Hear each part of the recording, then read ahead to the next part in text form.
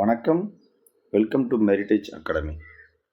நம்ம இன்றைக்கி எதை பற்றி பார்க்க இருக்கோம் அப்படின்னா, பயாலஜியில் ரொம்ப ரொம்ப முக்கியமான டாபிக். இது சென்ட்ரல் கவர்மெண்ட்டுக்கும் அதிகப்படியான தாக்கத்தை ஏற்படுத்தும் கொஷின் பேப்பரில், ஸ்டேட் கவர்மெண்ட் ஆல்சோ. ஸோ இந்த டாபிக் எல்லா போட்டித் தேர்வுக்கு படிக்கக்கூடிய மாணவர்களுமே கம்பல்சரி தெரிஞ்சிருக்க வேண்டியான ஒரு டாபிக். ஸோ அதை பற்றி நம்ம பார்க்கலாங்களா? என்ன சார் அந்த டாபிக் அப்படின்னு நம்ம பார்க்கும்பொழுது, ஆல்ரெடி நீங்கள் பார்த்துருப்பீங்க, ஸ்க்ரீனில் தெரியும். ஆமாம், டயட் அண்ட் நியூட்ரிஷன், இது ஃபுட் அண்ட் நியூட்ரிஷன், இது மாதிரி நிறைய பெயர்களில் அழைப்பாங்க. சரி, வாங்க நம்ம பாடத்துக்குள்ளே வந்துடலாம். ஃபஸ்ட்டு இந்த உணவு மற்றும் ஊட்டச்சத்துக்கள் அப்படின்ற டாப்பிக்கில் நம்ம எதை பற்றி பார்க்குறோம் அப்படின்னா, ஃபஸ்ட்டு சரிவிகித உணவுனா என்ன? உணவு என்பது நமக்கு தெரியும், ஆற்றலை வழங்கக்கூடியது, அன்றாட தேவைகளை செய்வதற்கான ஒரு பேசிக்கான ஒரு ஆற்றலை வழங்குவதற்கு உண்டான தேவைப்படுகின்ற ஒரு அத்தியாவசியமான ஒரு பொருள் தான் நம்ம உணவு. உணவுக்கு உண்டான வரையறை சொல்லி தான் தெரியணுன்றது கிடையாது, சரிங்களா? உணவு இல்லைன்னா உயிர்கள் இல்லை அப்படின்னு நமக்கு தெரியும். சரி, இந்த சரிவிகித உணவை பற்றி நம்ம பார்த்துடலாம். என்ன சார் இந்த சரிவிகித உணவுன்றது என்ன? ஸோ அதை பற்றி பார்த்துடலாங்களா? சரிவிகித உணவை பற்றி சின்ன ஒரு கான்செப்ட் என்னன்னா, இந்த சரிவிகித உணவு ஆங்கிலத்தில் இதை பேலன்ஸ்டு டயட் அப்படின்னு சொல்லுவாங்க, சரிங்களா? Balanced diet. சரி, இந்த பேலன்ஸ்டு டயட் அப்படின்றது என்ன அப்படின்னு நம்ம பார்க்கும்போது, ஃபஸ்ட்டு அதுக்கு உண்டான தகுதி என்னன்னா, உடலுடைய வளர்ச்சி அது கம்பல்சரி கொடுக்கணும், உடல் வளர்ச்சிக்கும். அதுக்கடுத்து இரண்டாவதாக என்ன, செயல்பாட்டிற்கும். செயல்பாடு, அதாவது இங்கிலீஷில் நம்ம பார்க்கும்போது ஃபார் க்ரோத், அதுக்கடுத்து பார்க்கும்போது ஃபார் ஃபங்க்ஷன். இந்த ரெண்டு விஷயத்துக்கு தேவைப்படுகின்ற, இந்த ரெண்டு விஷயத்தை கொடுக்கக்கூடிய, இல்லை இந்த ரெண்டு விஷயத்தை உள்ளடக்கிய ஒரு உணவு தான் நம்ம என்னென்னு சொல்கிறோம் அப்படின்னு பார்க்கும்போது சரிவிகித உணவு, பேலன்ஸ்டு டயட் அப்படின்னு நம்ம பார்க்குறோம், சரிங்களா? Our body for growth, for functioning, required nutrients are called balanced diet நம்ம சொல்லலாம், சரிங்களா? ஸோ இப்போ நம்ம பார்த்தது தான் இங்கே நம்ம பார்த்துட்ருக்கோம். என்ன அப்படின்னு பார்க்கும்பொழுது, உடலுக்கு தேவையான அந்த சரிவிகித உணவு என்ன அப்படின்னு நம்ம பார்க்குறோம். இப்போ வளர்ச்சிக்கு, நமது உடல் வளர்ச்சிக்கும் செயல்பாட்டிற்கும், உடலினுடைய வளர்ச்சி செயல்பாடு, இது ரெண்டுத்துக்குமே தேவைப்படுகிறது தான் சரிவிகித உணவுன்னு நம்ம சொல்கிறோம். புரிஞ்சுதுங்களா? எதுனா டவுட்ஸ் எதுனா இருக்கா? சரிவிகித உணவுனா என்ன அப்படின்றது போல் எதுனா டவுட் எதுனா இருக்கா? இருக்காது. சரி, நெக்ஸ்ட்டு ஊட்டச்சத்துக்கள். அப்போ சரிவிகித உணவுனா என்ன அப்படின்னு நம்ம பார்த்துட்டோம். நெக்ஸ்ட்டு ஊட்டச்சத்துக்கள்லாம் என்ன அப்படின்றத நம்ம பார்த்துக்கலாம். ஊட்டச்சத்துக்கள் அதை பற்றி பார்த்துடலாங்களா? இந்த ஊட்டச்சத்துக்கள்னால் என்ன அப்படின்றத நம்ம பார்த்துக்கலாம், வாங்க. ஃபஸ்ட்டு இந்த ஊட்டச்சத்துக்கள் அப்படின்றது உடலுக்கு எதெல்லாம் வழங்கினா அது வந்து ஊட்டச்சத்து. நம்பர் 1, ஆற்றலை வழங்கணும். நம்பர் 2, உடலுக்கு வளர்ச்சியை வந்து கொடுக்கணும். நம்பர் 3, சேதமடைந்த, சரிங்களா, சேதமடைந்த திசுக்களை வந்து புதுப்பிக்கணும். திசு, சேதமடைந்த திசு இல்லையா, அதை வந்து ரினியூவபிள் பண்ணணும். 4ஆவதாக பார்க்கும் பொழுது நோயிலிருந்து பாதுகாக்கணும், சரிங்களா? நோயிலிருந்து நம்மளை என்ன பண்ணணும், பாதுகாக்கணும், ப்ரொடெக்ஷன் பண்ணணும். இது எல்லாமே இருந்துச்சுன்னா அதை நம்ம என்னன்னு சொல்கிறோம், ஊட்டச்சத்துன்னு சொல்கிறோம். அப்போ ஊட்டச்சத்துக்கள் என்பது providing energy, growth, renewal of the damaged tissue, production from the disease, இது எல்லாமே கொண்டது தான் நம்ம என்னென்னு சொல்கிறோம், ஊட்டச்சத்துக்கள் அப்படின்னு நம்ம சொல்கிறோம், சரிங்களா? ஸோ அதை பற்றி நம்ம பார்த்துடலாம். ஊட்டச்சத்துக்கள்னால் என்ன அப்படின்றத நம்ம பார்த்தாச்சு. இதை தியரிட்டிக்கலாக நம்ம பார்த்துடலாங்களா? ஊட்டச்சத்துக்கள் இது உடலுக்கு ஆற்றலை வழங்குதல், வளர்ச்சி, சேதமடைந்த திசுக்களை புதுப்பித்தல், நோயிலிருந்து பாதுகாத்தல். இது எல்லா விதமான அத்தியாவசிய பணிகளை செய்தால் இப்படி செய்யக்கூடியது ஊட்டச்சத்துக்கள் அப்படின்னு நம்ம சொல்கிறோம். இதில் டவுட் எதுனா இருக்குங்களா? இல்லை. நெக்ஸ்ட்டு இந்த ஊட்டச்சத்துக்களுடைய வகைகளை நம்ம பார்க்குறோம். அதை பற்றி பார்த்துடலாங்களா? இது பேசிக்காகவே நம்ம என்சிஆர்டி புத்தகங்கள், அதே போல் இந்த மெட்ரிக், அதாவது ஸ்டேட் கவர்மெண்ட்டில் இருக்கக்கூடிய புத்தகங்கள், இது ரெண்டுத்துக்குமே நிறைய கன்ஃபியூஸ் வந்து இருக்கும். ஃபஸ்ட்டு ஊட்டச்சத்துக்களுடைய வகைகள் என்ன அப்படின்றதுல பெரிய டவுட்டு. சரி, அதோடைய வகை என்ன அப்படியே பார்த்துடலாங்களா? ஊட்டச்சத்துக்களுடைய வகை. சரி, என்ன வகை அப்படின்னு பார்க்கும் பொழுது கிட்டத்தட்ட இது ஒரு 5 வகையாக வகைப்படுத்தலாம். நம்பர் 1 என்ன அப்படின்னு பார்க்கும் பொழுது கார்போஹைட்ரேட்டு, அடுத்து புரோட்டீன், அடுத்து ஃபேட், அடுத்து விட்டமின்ஸ், மினரல்ஸ். இதில் 6வதாக ஒன்று வரும். என்ன அப்படின்னு பார்க்கும் பொழுது வாட்டர். கார்போஹைட்ரேட், புரதம், கொழுப்பு, விட்டமின், தாதுப்புக்கள், நீர். இந்த நீர் என்பது அத்தியாவசியமான ஊட்டச்சத்துக்கள் நம்ம சொல்கிறோம் இல்லையா? அத்தகைய ஊட்டச்சத்துக்களில் இந்த நீருன்றது ஒரு அடிப்படை தேவையாகவும் இன்றியமையாததாகவும் இருக்குது. என்ன சார் ஒன்றும் புரியலையே சார் அப்படின்னா, ஃபார் எக்ஸாம்பிளாக இந்த கார்போஹைட்ரேட்டோ, புரோட்டீனோ, கொழுப்போ, விட்டமின்ஸோ, மினரல்ஸோ ஒன்ஸ் எதனா குறைஞ்சிது அப்படின்னு நம்ம பார்க்கும் பொழுது மனிதனுக்கு நோய்களை இல்லைன்னா உடல் உபாதைகளை வந்து ஏற்படுத்திடும். மீண்டும் ஃபார் எக்ஸாம்பிளாக ஒரு மனிதனுக்கு விட்டமின் குறைபாட்டால் ஏதோ ஒரு நோய் வருதுன்னு வச்சுக்கலாமே. ஃபார் எக்ஸாம்பிள் மாலைக்கண் நோய் விட்டமின் குறைபாட்டால் ஏற்படுது, ஏவால் ஏற்படுது. மறுபடியுமே விட்டமின் ஏ டேப்லெட்டோ இல்லை விட்டமின் ஏ இருக்கிற ஃபுட்டை அவன் தொடர்ச்சியாக சாப்பிட்றான் அப்படின்னா அவன் அதுக்குண்டான சிகிச்சையும் அதிலிருந்து ஓரளவுக்கு ரெக்கவர் தான் ஆக முடியும். அப்படியே மறுபடியும் புதுசாக மாறிட முடியாது. அதே பழைய நிலைமைக்கு ஒருபோதும் மாறுவது என்பது ரொம்ப கடினமான ஒரு சூழலாக தான் பார்க்கப்படுது. ஸோ அட் த சேம் ஒருவனுக்கு நீரிழப்பு ஏதேனும் ஏற்படுது, ஃபார் எக்ஸாம்பிள் அதிகப்படியாக வெயிலில் வந்து சுற்றிட்டுருக்கான், அப்படி இல்லை பெண்மணி வந்து பிரசவத்தின் போது அதிக நீரிழப்பு ஏற்படுது, இல்லை டயரியா சூழலில் பார்க்கும்பொழுது யாரோ ஒருத்தருக்கு மேல் ஆர் ஃபீமேலுக்கு அதிகப்படியான நீரிழப்பு ஏற்படுது. இந்த காரணங்களால் அவங்களுக்கு நீரிழப்பு ஏற்படுது. மறுபடியும் என்ன பண்ணுறாங்க, மயக்கம் போட்டோன்னு மறுபடியும் நீரை உட்கொள்ள வைக்கிறோம், இல்லை ஐவி ஃப்ளூயிட் ஏதோ ஒன்று அவனுக்கு உடலில் நீர் சத்தை வந்து அளிக்கிறோம் அப்படின்னா மீண்டும் பழைய மாதிரி ஆகிறதுக்குண்டான சாத்தியக்கூறுகள் அதிகம். ஸோ ஊட்டச்சத்துக்கள் என்பது நம்ம மேலே பார்த்த இல்லையா, ஊட்டச்சத்துக்கள் என்பது வளர்ச்சி, ஆற்றல், சேதமடைந்த திசுக்களை புதுப்பித்தல், நோய்களிலிருந்து பாதுகாத்தல் அப்படின்றது போல் ஒன்ஸ் குறைஞ்சிடுச்சுன்னா இந்த பிரச்சனையெல்லாம் ஏற்பட்டுடும். ஸோ அதனால் நீர் என்பது வராது. அப்போ ஊட்டச்சத்துக்கள் வகை எத்தனை தான் சார் வரும் அப்படின்னு பார்க்கும்பொழுது மொத்தமாக 5 வகைகளாக இருக்குது. ஊட்டச்சத்துக்கள் வகை மொத்தம் எத்தனையாக இருக்குது? 5 வகைகள். சரிங்களா? அப்போ என்னென்னது அது? சப்டைட்டில் போட்டுங்க, ஊட்டச்சத்துக்களின் வகைகள். Types of nutrients. Carbohydrates number 1, number 2 புரதம், நம்பர் 3 கொழுப்புகள், நம்பர் 4 விட்டமின்ஸ், நம்பர் 5 தாதுப்புக்கள். சரிங்களா? கார்போஹைட்ரேட்டை பற்றி நம்ம பார்த்துடலாம். ஃபஸ்ட்டு, அதாவது இதில் இருக்கக்கூடிய ஒவ்வொன்றுமே முக்கியம்தான். கார்போஹைட்ரேட்லேயும் எக்ஸாம்பிள் கொஷின் வரும், புரதத்திலிருந்தும் கொஷின் வரும், கொழுப்புகள்லேருந்தும் கொஷின் வரும், விட்டமின்ஸ்லேருந்தும் கொஷின் வரும், தாதுப்புக்கள்லேருந்தும் கொஷின் வரும். ஆனால் நிறைய நபர் இதை பற்றின புரிதல் இல்லாமல் விட்டமின்லேருந்து மட்டும்தான் கேள்வி வரும் அப்படின்னு விட்டமின் சார்ட்டை மட்டும் படிச்சுட்டு போயிடுவாங்க. ப்ரோட்டீன்லேருந்து கூட கொஷின் வரும். சரிங்களா? ஸோ ஃபுட் அண்ட் டயட் அப்படின்னா முழுவதுமாக தான் நம்ம படிக்கணும். சரிங்களா? இப்போ விட்டமின் சார்ட்டை மட்டும் படிச்சுட்டு போகிற நம்ம விட்டமின்ற டேர்ம் யார் அறிமுகப்படுத்தினதுன்னு கொஷின் கேட்பாங்க. டாக்டர் ஃபங்க் அப்படின்றது தெரியாது. ஸோ இது போல் தான் ஒரு பேசிக்கான கேள்வி இந்த 5 விதத்தில் இருந்துமே கேட்கப்படும். சரிங்களா?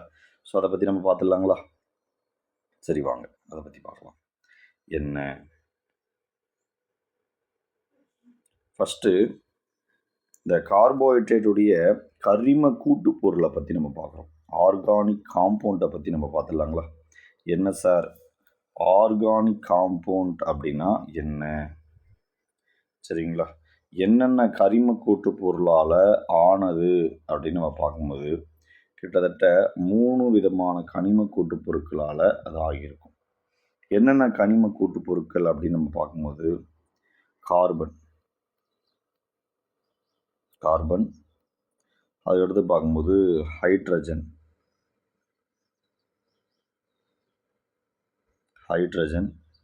அதுக்கடுத்து ஆக்சிஜன். சரிங்களா? இந்த 3 விதமான கனிம கூட்டு பொருட்களால் ஆனது தான் கார்போஹைட்ரேட் தான். Carbon, hydrogen, oxygen. அதே போல் இந்த உடலுக்கு ஆற்றலை அளிக்கக்கூடிய ஒரு பிரதான மூலப்பொருளாக பார்க்கப்படுது. அதாவது chief source of energy to the body அப்படின்னு நம்ம சொல்லலாம். சரிங்களா? ஸோ இந்த கார்போஹைட்ரேட்டுடைய பேசிக்கான கான்செப்ட். ஸோ இதை நம்ம எக்ஸ்பிளனேஷன் நம்ம பார்த்தோம். வாங்க அதை பற்றின பிபிடி ப்ரெசன்டேஷனோட நம்ம பார்த்துடலாம். கார்போஹைட்ரேட்டுன்றது என்னென்ன கரிம கூட்டு பொருள் நம்ம பார்த்தோம் அப்படின்னு பார்க்கும்போது கார்பன், ஹைட்ரஜன், ஆக்சிஜன். சரிங்களா? கரிம கூட்டு பொருள் என்னென்ன கரிம கூட்டு பொருள் நான் சொன்னேன்? Very good. என்னென்னது அப்படின்னு பார்க்கும்போது கார்பன், ஹைட்ரஜன், ஆக்சிஜன். இது 3 கரிம கூட்டு பொருட்களால் ஆனது தான். ஆல்ரெடி சொன்னோம் இல்லைங்களா? இந்த கார்போஹைட்ரேட்டுன்றது provide chief source of the energy to the body. சரிங்களா? நோட் பண்ணிக்கோங்க.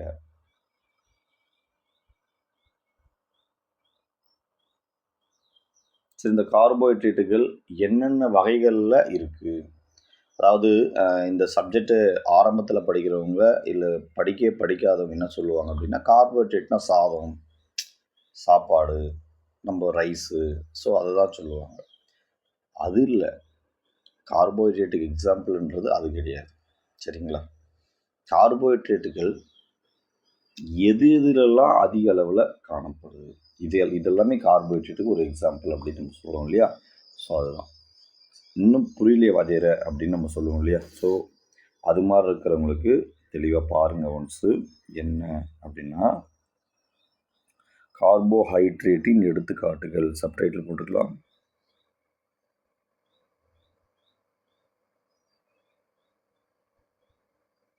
கார்போஹைட்ரேட்டின் எடுத்துக்காட்டு.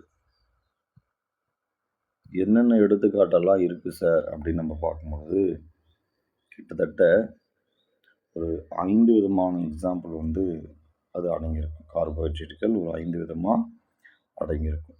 ஸோ அதை பற்றி நம்ம பார்த்துடலாம் என்னென்ன அப்படின்ட்டு. ஃபஸ்ட்டு குளுக்கோஸும் ஒரு வகையான கார்போஹைட்ரேட்டுக்கு எடுத்துக்காட்டு. அதை நல்லா தெரிஞ்சுக்கணும். குளுக்கோஸ், அதுக்கடுத்து சுக்ரோஸ், அதுக்கடுத்து லாக்டோஸ், அதுக்கடுத்து ஸ்டார்ச், அதுக்கடுத்து என்னென்ன அப்படின்னா செல்லுலோஸ்.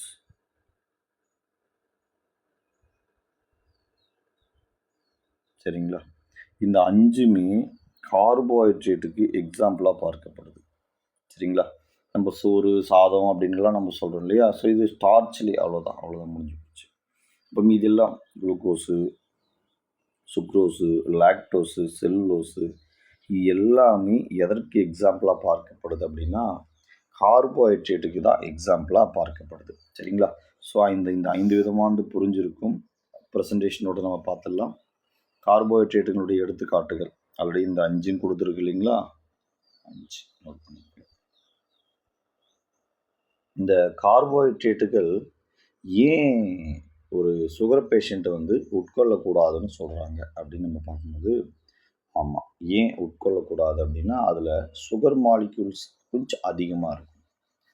சரி, இந்த சுகர் மாலிக்யூல்ஸ் அடிப்படையில் இதை நம்ம பிரித்தா 3 விதமாக பிரிக்கலாம். சரிங்களா? என்னென்ன சார் 3 விதம் அப்படின்னு பார்க்கும்பொழுது இதுதான். நம்பர் 1 ஒற்றை சர்க்கரை மோனோ சர்க்கரைடுகள். சரிங்களா? இதை சுகர் மாலிகூல்ஸ் சர்க்கரை மூலக்கூறுகளின் அடிப்படையில் இதை வந்து நம்ம என்னென்னு சொல்லலாம், ஒற்றை சர்க்கரை அப்படின்னு நம்ம சொல்லலாம். அதுக்கடுத்து பார்க்கும் பொழுது இரட்டை சர்க்கரை. சரிங்களா? அதுக்கடுத்து கூட்டு சர்க்கரை. 3 சர்க்கரையா சார்னு கேட்க போகிறீங்க, அது கிடையாது, கூட்டு சர்க்கரை. சரிங்களா? சரி, இந்த ஒற்றை சர்க்கரைக்கு எக்ஸாம்பிள் என்ன சொல்லலாம் அப்படின்னு நம்ம பார்க்கும்போது, ஒற்றை சர்க்கரைக்கு உண்டான எக்ஸாம்பிள் குளுக்கோஸ் ஒரு வகையான ஒற்றை சர்க்கரை. சரிங்களா? இதை பொறுத்துக்களை கேட்டிருக்கா, ஆஸ் ஃபாலோயிங்கில் பார்த்து வச்சுங்க. குளுக்கோஸ். அதுக்கடுத்து இரட்டை சர்க்கரைக்கு எக்ஸாம்பிள் என்ன நம்ம பார்க்குறோம் அப்படின்னு பார்க்கும்போது சுக்ரோஸ். சுக்ரோஸ் வந்து இரட்டை சர்க்கரைக்கு எக்ஸாம்பிளாக பார்க்கப்படுது. அதுக்கடுத்து கூட்டு சர்க்கரைக்கு எக்ஸாம்பிள் என்ன நம்ம சொல்லலாம் அப்படின்னா, நம்ம லாஸ்ட்டாக பார்த்தோம் இல்லையா, செல்லுலோஸ் அப்படின்றது. அப்போ செல்லுலோஸ் என்பது கூட்டு சர்க்கரைக்கு எக்ஸாம்பிளாக பார்க்கப்படுது. அதாவது இதுக்கு முன்னாடி நம்ம கார்போஹைட்ரேட்டுகளுக்கு உண்டான எக்ஸாம்பிள்ஸை நம்ம பார்த்தோம் இல்லையா, இதில் குளுக்கோஸு ஒற்றை சர்க்கரையாகவும், சுக்ரோஸ் இரட்டை சர்க்கரையாகவும், செல்லுலோஸ் வந்து கூட்டு சர்க்கரையாகவும் பார்க்கப்படுது. சரிங்களா? பாலிசாக்கரைடு நம்ம சொல்லுவோம் இல்லையா, ஸோ அதுதான். அப்போ நோட் பண்ணிக்கலாம், ஒற்றை சர்க்கரை, இரட்டை சர்க்கரை, கூட்டு சர்க்கரை. சரிங்களா? அதாவது முக்கியமானதை மட்டும் கொடுத்துருக்கேன். அப்போ சர்க்கரை மூலக்கூறுகளின் அடிப்படையில் இது எத்தனை வகைப்படுது அப்படின்றத நம்ம பார்க்குறோம். சரிங்களா? நோட் பண்ணிக்கலாம். அதுதான் இந்த இடத்துல நம்ம கொடுத்துருக்கோம். The classifications based on the number of sugar molecules in each groups: monosaccharide, disaccharide, polysaccharide. There are 3 types.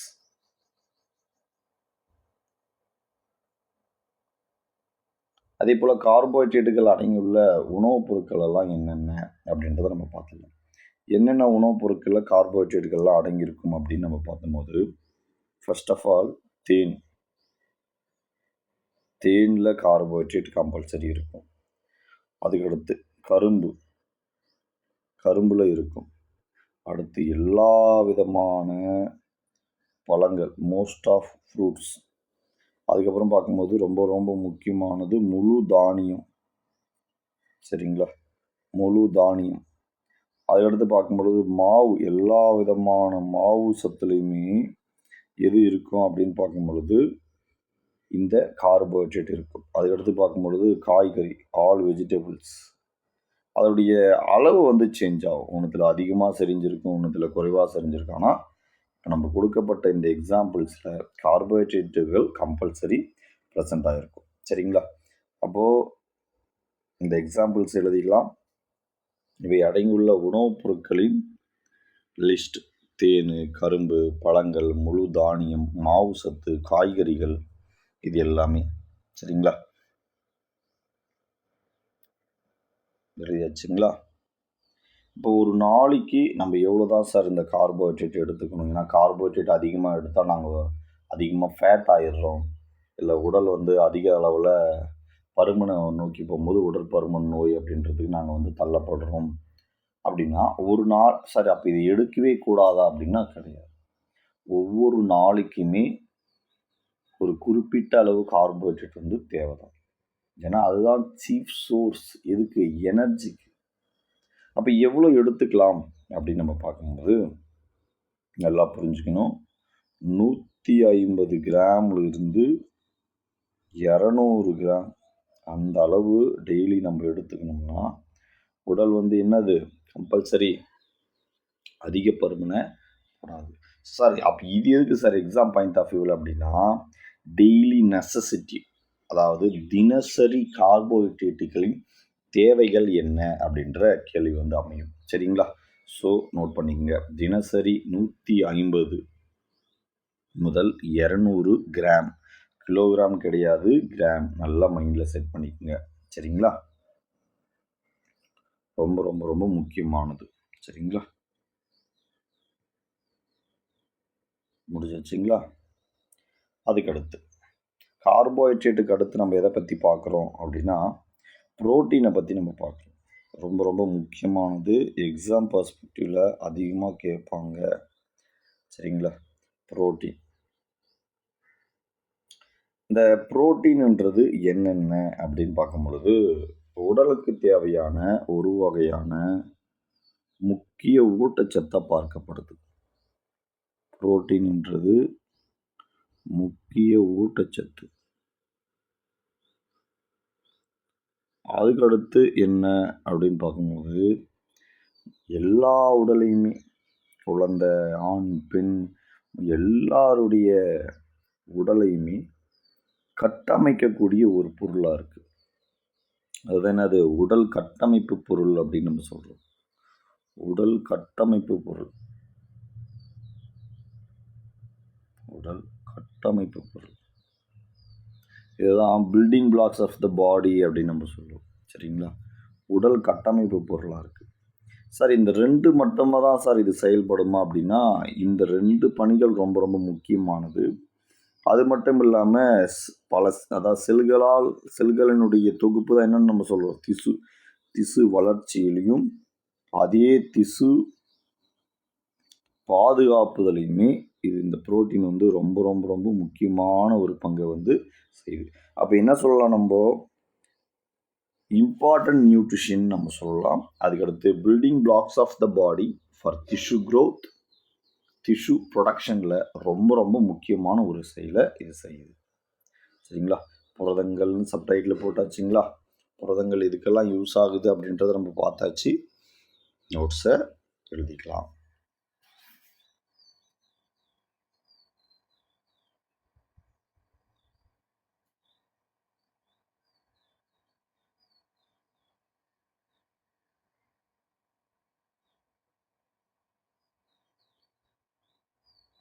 இந்த புரதத்தினுடைய எளிய வடிவம் என்ன? எக்ஸாம்பிளாக கேட்குறாங்க ரிப்பீட்டடாக.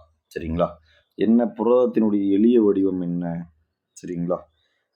எளிய வடிவம்.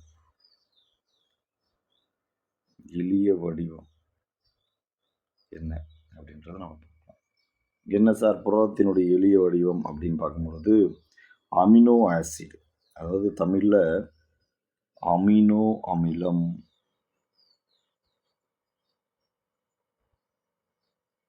சரிங்களா? இந்த அமினோ அமிலங்களுடைய சேர்க்கை தான் என்னவா நமக்கு கிடைக்குது அப்படின்னு பார்க்கும்பொழுது புரதம். புரதத்தின் எளிய வடிவம் இப்படி கொஷின் கேட்கலாம். சரிங்களா? சரி. அதே போல் இந்த அமினோ அமிலங்கள் நம்ம சொல்கிறோம் இல்லையா? இப்படி சொல்லக்கூடிய இந்த அமினோ அமிலங்களை, புரதத்தின் எளிய வடிவமாக இருக்கிற இந்த அமினோ அமிலங்களை நம்மளால் என்ன பண்ண முடியாது? உடலின் மூலமாக, சரிங்களா, நம்மளுடைய பாடியே இதை உற்பத்தி செய்யுமா அப்படின்னு பார்க்கும் பொழுது கம்பல்சரி என்ன பண்ணாது? செய்யாது. சரிங்களா? அப்போ எதன் மூலமாக தான் இது பெறணும் அப்படின்னு பார்க்கும்போது உணவின் மூலமாக தான் பெறணும். சரிங்களா? உணவின் மூலமாக மட்டும்தான் பெறுற சூழல் ஏற்படும். பெறுற சூழலில் நம்ம இருக்கோம். சரிங்களா? ஸோ வாங்க தியரிட்டிக்கலாக நம்ம பார்த்துடலாம். நான் ஆல்ரெடி என்ன சொன்னேன்? புரதத்தின் எளிய வடிவம் என்ன அப்படின்றதான் கேள்வி. என்னது? அமினோ அமிலம். அத்தியாவசிய அமினோ அமிலங்களை என்ன பண்ண முடியாது நம்மளால்? உடலின் மூலமாக உற்பத்தி செய்ய இயலாது. சரிங்களா? அதுதான் ரொம்ப ரொம்ப முக்கியமானது. அது எதன் மூலமாக பெறுதல் வேண்டும் அப்படின்னு நம்ம பார்க்கும்போது உணவின் மூலமாக தான் பெறுதல் வேணுன்றது நமக்கு நான் சொன்னேன். சரி, இப்போ உணவின் மூலமாக பெறுறோம் அப்படின்னு பார்க்கும்பொழுது இப்போது ஒரு நாளைக்கு எவ்வளவு புரதம் தேவை அப்படின்றத நம்ம பார்க்குறோம். எவ்வளோ புரதம் சார் தேவை? கார்போஹைட்ரேட் வந்து 150லேருந்து 200 சொன்னீங்க. அப்போ புரதம் எவ்வளவு அப்படின்னா 40 கிராம் அளவுக்கு வந்து தேவை. இப்போ 1 கிராமில் எவ்வளவு ஆற்றல் இருக்குது அப்படின்னு நம்ம பார்க்கும்போது 4 கலோரி ஆற்றல் அளவுக்கு வந்து புரதத்தில் வந்து இருக்குது. சரிங்களா? ஆல்ரெடி நான் சொன்னது தான். என்னது? அமினோ அமிலங்களை உடலில் உற்பத்தி செய்ய இயலாது. எதன் மூலமாக பெறுதல் வேண்டும்? உணவில் இருந்தால் they should be obtained from food. சரிங்களா? from food. 1 கிராம் புரதத்தில் 4 கலோரி ஆற்றல் வந்து இருக்குது. உடலில் தேவைப்படும் தினசரி அளவு, உடலுக்கு தேவைப்படுகின்ற டெய்லி நெசசிட்டி 40 கிராம்ஸ். அப்போது உடலால் இந்த அமினோ அமிலங்களையே உற்பத்தி செய்ய முடியாதா சார் அப்படின்னா நம்ம ஈஸியாக புரிகிற மாதிரி சொல்லலாம். இப்போ நம்ம வீட்டில் நிறைய பேப்பர்ஸ் இருக்கும். அது நியூஸ் பேப்பர்ஸாக இருக்கலாம், இல்லை வேஸ்ட் பேப்பர்ஸாக இருக்கலாம், சரிங்களா, டிஷ்யூ பேப்பர், இல்லை நம்ம யூஸ் பண்ணி எழுதின நோட்டு புத்தக பேப்பர், இது மாதிரி நிறைய பேப்பர்ஸ் அதிகமாக இருக்கும். இவ்வளோ பேப்பர்ஸ் இருந்தாலுமே நமக்கு தேவையான முக்கியமான பேப்பர் என்ன, இம்பார்ட்டண்ட்டான பேப்பர் என்ன அப்படின்னா, நம்பர் 1 நம்மளுடைய டாக்குமெண்ட், சர்டிஃபிகேட். அது என்ன சர்டிஃபிகேட் மட்டும் என்ன டாக்குமெண்ட் வேணால் இருக்கலாம். டாக்குமெண்ட் சார், நான் எக்ஸாம் பாஸ் பண்ணி வாங்குகிற அப்பாயின்மெண்ட், அதுவும் ஒரு வகையான பேப்பர். ஸோ முக்கியமான பேப்பரை நம்மளால் என்ன பண்ண முடியாது, வீட்லேயே அந்த அப்பாயின்மெண்ட் ஆர்டர் ரெடி பண்ணிட முடியுமா? முடியாது.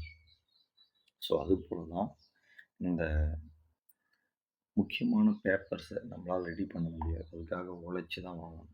ஸோ அது போல் தான், அது ஏன் நம்ம கரன்சியை கூட எடுத்துக்கலாம், சரியா? ஸோ இதுதான்.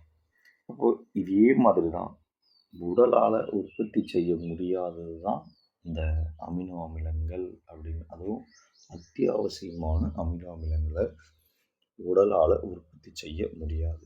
பேப்பர்ஸ், ரொம்ப முக்கியமான பேப்பர்ஸை நம்ம வீட்லேயே ரெடி பண்ணிட முடியாது. அப்போ வீட்லேயே இருக்கக்கூடிய பேப்பர்ஸ் இருக்குதுன்றது தான் நம்ம உடம்புலேயே சில அமினோ அமிலங்கள் இருக்குது. என்னென்ன அமினோ அமிலங்கள் இருக்குதுன்னு தெரிஞ்சதுக்கு முன்னாடி எத்தனை அமினோ அமிலங்கள் இருக்குது அப்படின்னு பார்க்கும்போது there are 9 types. எத்தனை டைப்ஸ் அப்படின்னு பார்க்கும்போது 9 டைப்ஸ், சரிங்களா?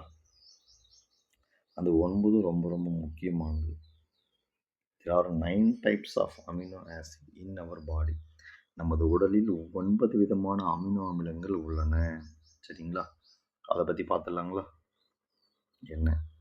Number 1 phenylalanine, valine, threonine, tryptophan, methionine, leucine, isoleucine, lysine, எஸ்ட்ரலைன், சரிங்களா?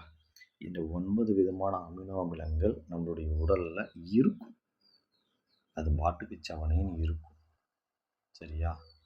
இது அத்தியாவசியமானதா அப்படின்னா இருக்காது. இப்போ எப்படி சாலைகளில் நீர் தேங்கி இருக்குமோ அதுபோல் நம்முடைய உடலில் இது எல்லாம் இருக்கும். சரி, அப்போ எனக்கு புரதம் தேவைப்படுது சார், ரிச் ப்ரோட்டீனாக இருக்கக்கூடிய உணவு எது சார் அப்படின்னா, அப்போ ப்ரோட்டீன் எடுத்துன்னா நான் எக்கு சாப்பிட்டோமா இல்லை நிறைய நான்வெஜ் சாப்பிட்டோமா அப்படின்ற கொஷின். இது எல்லாத்த விட ஒரு புரதம் அதிகமாக இருக்கக்கூடிய ஒரு சோர்ஸ் இருக்குது. அதாவது சாப்பிட்டா பரம்பரையில் ஒரு டைலாக் வரும்ல, வேணுங்களே அடிக்கிற அளவுங்கிட்ட ஆள் இருக்கலாம், ஆனால் எங்கள் டான்ஸ் நியூஸ் அடிச்சிக்க முடியாதுன்றது போல் இந்த சோயா பீன்ஸ் விதை இருக்கு இல்லைங்களா, சோயா, ஸோ இருக்கிறதுலே அதிகப்படியான ரிச் ப்ரோட்டீன் எதில் இருக்குது அப்படின்னா சோயா பீன்ஸுடைய விதை இருக்கிறதுலே அதிகமாக இருக்குது. இது எப்படி கொஷின் கேட்பாங்க அப்படின்னா, அதிக புரதம் உள்ள உணவு, சரிங்களா? Soybeans are a high protein food, சரிங்களா? இல்லை சார், நான் இந்த இலை, மரம், விதை இது மாதிரிலாம் எனக்கு சாப்பிட மாட்டேன், எனக்கு நான் ஃபுல் பியூர் நான் வெஜிடேரியன் அப்படின்ற மாதிரி இருந்தால் மற்றது எதுனா சொல்லுங்கள் சார். வருத்தப்படாத வாலிபர் சங்கம் படத்தில் சாப்பாட்டில் குழம்பா அப்படின்றது மாதிரி இருந்தால், சரியா, சில ப்ரோட்டீன்ஸான உணவுகள் அதிகமாக இருக்குது. அதெல்லாம் என்னென்ன அப்படின்றத நம்ம பார்த்துக்கலாம். வாங்க பார்க்கலாம். புரதச்சத்துக்கள் காணப்படுகின்ற உணவு, அது இல்லாமல் முட்டையில் இருக்குது, மீனில் இருக்குது, பால், சோயாபீன்ஸு, இது நம்ம ஆல்ரெடி சொல்லியாச்சு. எல்லா விதமான இறைச்சி, பருப்பு வகைகள், சரிங்களா? சார் சோயாபீன்ஸ் அப்போ ஃபோர்த்து ப்ளேஸில் போட்டிருக்கீங்க சார்னா, இது ஜஸ்ட்டு பாயிண்ட்ஸு, ரேங்க் லிஸ்ட்டு கிடையாது, சரிங்களா? சரி, இவ்வளோ ப்ரோட்டீன் அதிகமாக இருக்கிற இந்த முக்கியமான இந்த ப்ரோட்டீனு ஒரு வேளை மனிதனுக்கு எடுத்துக்கிறதுல குறையாக இருக்குது, சரியாக ப்ரோட்டீனை எடுத்துக்கல அப்படின்னா என்ன பிரச்சனைகள் அவனுக்கு ஏற்படும்? ஒன்றும் இல்லை. இப்போ ஒரு அடல்ட்டாக இருக்கான், அதாவது ஒரு 18 வயசுக்கு மேலே இருக்கான், ஒரு இளைஞனாக இருக்கான் அப்படின்னா, அவனுக்கு புரோட்டீன் இல்லை அப்படின்னாலே அவனுடைய பாடி அந்த இளம் வயதுக்கு உண்டான ஸ்ட்ரக்சரை ஏற்படுத்தாது. அது ஹைட்டாக இருக்கட்டும், வெயிட்டாக இருக்கட்டும், எனிதிங். சரிங்களா? அந்த ஒரு ப்ராடான பாடியிலேருந்து எதுவுமே இருக்காது. ஏன்?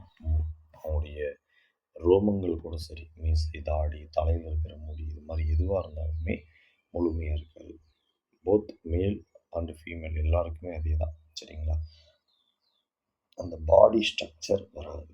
அவ்வளோதான், நம்ம சிம்பிளாக சொல்லணும்.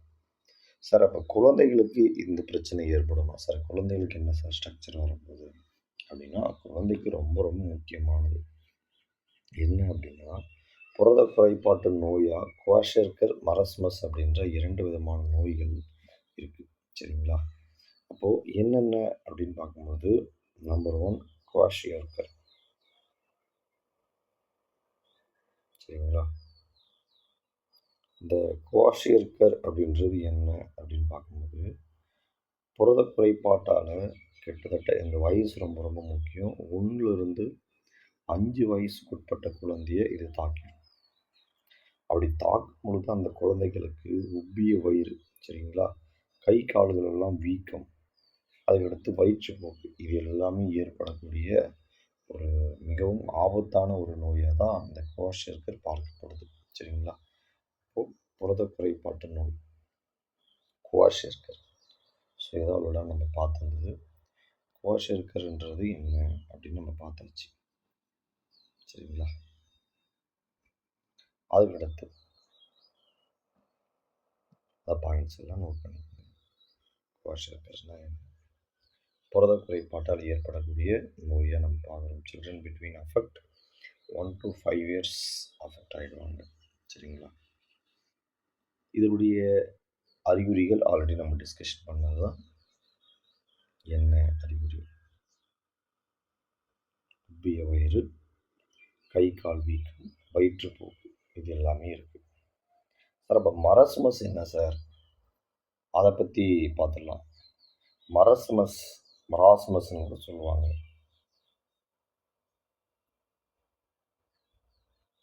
சரிங்களா? மரஸ்மஸ் என்ன அப்படின்னா, இது ஒரு வயசு இருக்கு இல்லைங்களா, அந்த ஒரு வயதுக்கு உட்பட்ட குழந்தை, 6 மாதம், 8 மாதம், 9 மாதம், 10 மாதம், 11 அப்படி அந்த ரேஞ்சில். சரிங்களா? ஸோ இந்த ரேஞ்சில் இருக்கக்கூடிய குழந்தைகளை மட்டுமே அஃபெக்ட் பண்ணக்கூடிய ஒரு கொடிய நோயாக பார்க்கப்படுது. இதுவும் புரத குறைபாட்டால் ஏற்படக்கூடிய நோயாக தான். என்ன அப்படின்னா, இது ஏற்பட்டுச்சுன்னா அந்த குழந்தைக்கு பாடியில் எந்த விதமான ஒரு வெயிட்டுமே இருக்காது. ரொம்ப லீனாகிடும். ஒரு எலும்பு இருக்குன்னா அது மேலே ஒரு தோல் போர்த்தப்பட்டால் எப்படி இருக்குமோ அவ்வளோதான். சரிங்களா? எந்த விதமான உடல் தசைகளுமே இருக்காது. அந்த அளவுக்கு ரொம்ப ரொம்ப சிவியராக போயிடுவாங்க. அது மட்டும் இல்லாமல் அந்த குழந்தைக்கு வயதுக்குண்டான ஒரு வளர்ச்சி இருக்காது. உடல் அளவுலையும் சரி, மன அளவுலையும் சரி. சரிங்களா? ஸோ நம்ம பிக்சரில் பார்க்குறோம் இல்லைங்களா, அதுதான் மரஸ்மஸ். ஒரு வயதுக்குட்பட்ட குழந்தையை தாக்கும். மெல்லிய உடல், மெலிந்த உடல், மெதுவான வளர்ச்சி. முடிஞ்சிச்சுங்களா? அதுக்கடுத்து கொழுப்புகளை பற்றி நம்ம பார்த்துடலாம். சரிங்களா? கொழுப்புகள் என்ன சார்? கொழுப்புகள் என்ன சார்? இந்த கொழுப்புகள் அப்படின்னு நம்ம பார்க்கும்பொழுது, நம்ம சாப்பிடக்கூடிய சாப்பாட்டில் இருக்கிறதா இருக்கட்டும், இந்த கொழுப்புகள் நமக்கு எதை வழங்குது அப்படின்னு பார்க்கும்பொழுது மேஜராக ஆற்றல் தான். சார் இருங்க சார், எனக்கு ஒரு டவுட்டு. அப்போது நீங்கள் கார்போஹைட்ரேட்டையும் ஆற்றல் வழங்குதுன்னு தான் சொன்னீங்க, அதுவும் சீப் சோர்ஸ். சரிங்களா? ஆற்றலை வழங்கும் பிரதான உணவு ஊட்டப்பொருள் அப்படின்னு சொன்னீங்க, இதுவும் ஆற்றல் வழங்கும் தான் சொன்னீங்க.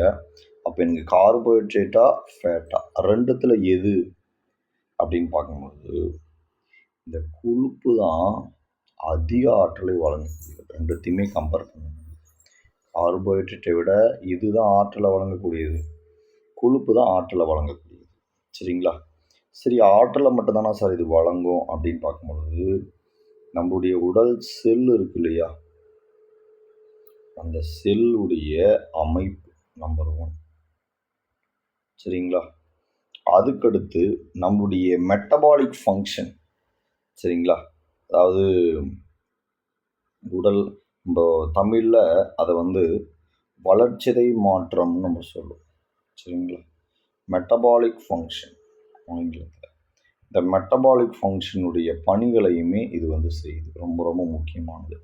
சார் வளர்சிதை மாற்றம்ன்றீங்களே, என்ன அந்த வளர்சிதை மாற்றம்னா என்ன அப்படின்னு நம்ம பார்த்தா ஒன்றும் கிடையாது. இப்போ சின்ன குழந்தை இருக்குன்னு வச்சுக்கோமே, நம்ம ஒரு 3 மாத குழந்தை, அது ஒரு 6 மாதம் 8 மாத குழந்தை ஆகுது அப்படிங்கும்போது அதனுடைய உடல் அசைவுகளில் சேஞ்சஸ் இருக்கும். அட்லீஸ்ட் அது தூங்கிட்டு இருக்கு, ஒரு யூரின் பாஸ் பண்ணிடுச்சு அப்படின்னா அழுதாவது அந்த பேரண்ட்டுக்கு தெரியும். யூரின் பாஸ் பண்ணால் கூட தெரியாமல் அப்படியே படுத்துட்டு தாய்கிட்ட இருந்து இன்னொருத்தர் குழந்தைய வாங்குறாங்கன்னா ஒன்று அது அழுகாது அழுகணும், இல்லை ஏதோ ஒரு சும்மா அப்படி ஏதோ ஒரு வேலையாவது சும்மா அப்படி வேலைன்னா இறங்கி அந்த வேலை செய்கிறது கிடையாது. அதாவது சிரிக்கிறதோ இல்லை ஏதோ ஒரு ஆக்ஷன், ஒரு எதிர்வினை வந்து இருக்கும். அதே போல் உடலும் பார்க்கும் பொழுது 8 மாத குழந்தை அப்படின்னும் போது தவழ்கிறது, ஸோ சின்ன சின்ன அந்த ஒரு மூமெண்ட் வந்து இருக்கணும். இதெல்லாம் தான் உடல் சார்ந்த மனம் சார்ந்த வளர்ச்சிகள் நம்ம சொல்கிறோம். இந்த ரெண்டுத்துலேயுமே எதனா ஒன்று இல்லை இரண்டுமே அஃபெக்ட் ஆகக்கூடியது தான் மெட்டபாலிக் ஃபங்க்ஷன் டிஃபெக்ட் நம்ம சொல்லுவோம். இது போல் ஒவ்வொரு வயசுக்கு தகுந்தது போல் உடல் மனம் இது ரெண்டுத்தையுமே சரியான முறையில் வளர செய்வதற்குண்டான வழிவகையை எதுவும் இன்வால்வ் ஆகுது அப்படின்னா கொழுப்பும் இன்வால்வ் ஆகுது. சரிங்களா சார்? அப்போது டாக்டர்ஸ் எல்லாம் சொல்கிறாங்க சார், கொழுப்பு வந்து உடம்புக்கு கெடுதல் அப்படின்றது போல் நிறைய விளம்பரத்தில் நம்ம பார்க்குறோம் அப்படின்னு சில பேர் சொல்லுவாங்க. கொழுப்பு எல்லாமே கெட்டது கிடையாது. இந்த கொழுப்புலேயே எசென்ஷியல் ஃபேட்டி ஆசிட் அப்படின்னு நம்ம சொல்லுவோம். என்ன அப்படின்னு பார்க்கும்பொழுது ஒமேகா, இது எக்ஸாம்பிள் ரிப்பீட்டடாக கேட்குறாங்க. ஒமேகா, இந்த ஒமேகா கொழுப்பு அமிலம் என்றதான் உடலுக்கு அத்தியாவசியமான கொழுப்பு அமிலமாக பார்க்கப்படுது. சரிங்களா? ஸோ இதுவரையும் என்னெல்லாம் நம்ம பார்த்தோங்க, இந்த செல் வந்து ஆற்றலை அளிக்கக்கூடியது அப்படின்னு நம்ம பார்த்தோம். அதுக்கப்புறம் பார்க்கும்போது உடல் செல் உடலுடைய செல் அமைப்பு மெட்டபாலிக் ஃபங்க்ஷன்லையும் இன்வால்வ் ஆகும்னு சொன்னோம். கொழுப்பு வந்து ஒமேகா. இந்த 3 பாயிண்ட் புரிஞ்சுதுங்களா? 3 பாயிண்ட் அப்படியே எழுதிங்க.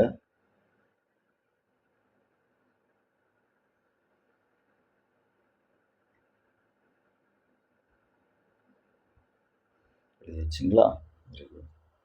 இந்த வளர்சிதை மாற்றம் என்ற செயல்முறை நடைபெறும் போது, சரிங்களா, டியூரிங் த டெவலப்மெண்ட் சேஞ்சுன்னு நம்ம சொல்லலாம், மெட்டபாலிக் ஃபங்க்ஷன் நம்ம சொல்லலாம். சரிங்களா? இந்த கொழுப்பு வளர்சிதை மாற்றம் ஏற்படுது அப்படின்னு நம்ம பார்க்கும்போது 2ஆக கன்வெர்ட் ஆகும். ஒன்று என்ன அப்படின்னு பார்க்கும்பொழுது கொழுப்பு அமிலமாக கன்வெர்ட் ஆகும். கொழுப்பு அமிலம். சரிங்களா? இன்னொன்று என்ன அப்படின்னா கிளிசரால்.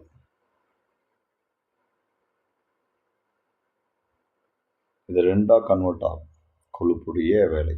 சரிங்களா?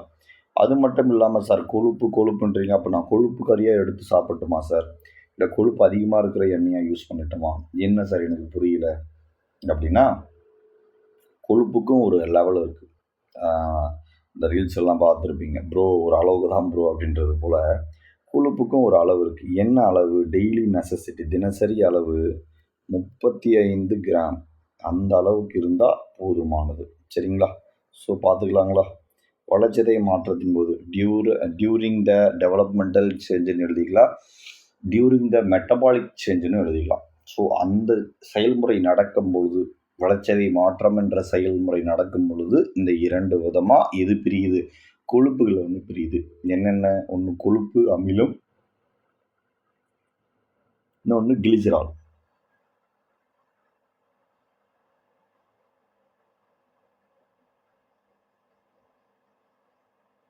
சரி, இந்த கொழுப்பு காணப்படுகின்ற உணவுகளை நம்ம இப்போ பார்த்துடலாங்களா? வாங்க. என்னென்ன உணவுகளெல்லாம் இந்த கொழுப்புகள் காணப்படுது சப்டைட்டில் போடுறது. அதாவது வெண்ணெய், நெய், பன்னீர், முட்டை, அதுவும் அந்த முட்டையில் மஞ்சள் கரு, அதுதான் ரொம்ப ரொம்ப முக்கியமானது. அதுக்கடுத்து விதைகள், எல்லா விதைகளுமே சரிங்களா? இந்த கொட்டைகள் நம்ம சொல்லுவோம் இல்லையா?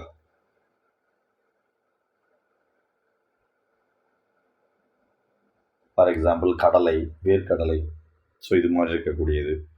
அதுக்கடுத்து பார்க்கும்போது நிறைவுற்ற எண்ணெய், எல்லா சேச்சுரேட்டட் ஆயில்ஸ்லையுமே நோட் பண்ணிக்கலாம்.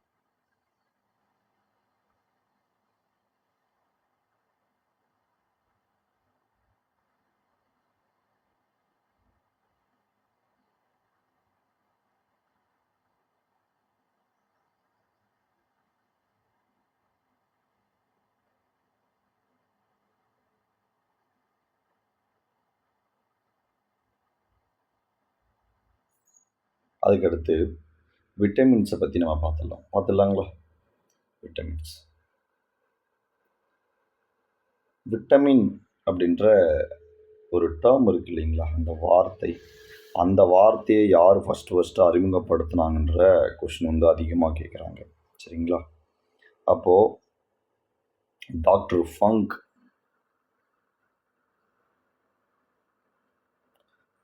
ஃபங்க் என்பவரால் தான் முதல்ல விட்டமின் அப்படின்ற ஒரு டேர்ம்ஸே இன்ட்ரடியூஸ் ஆகுது.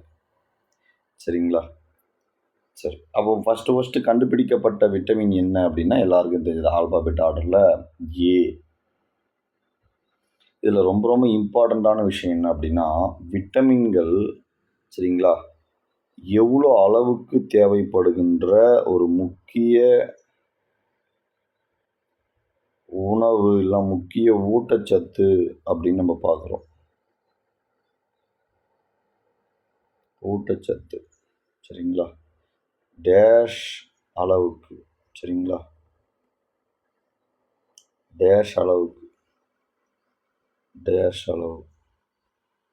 இதில் நிறைய பேர் ஐயோ விட்டமின்ஸ் ஆச்சு, அச்சோ அவரா பயங்கரமான ஆளாச்சு அப்படின்றது போல் விட்டமின்னாலே நமக்கு நிறைய தேவைப்படும்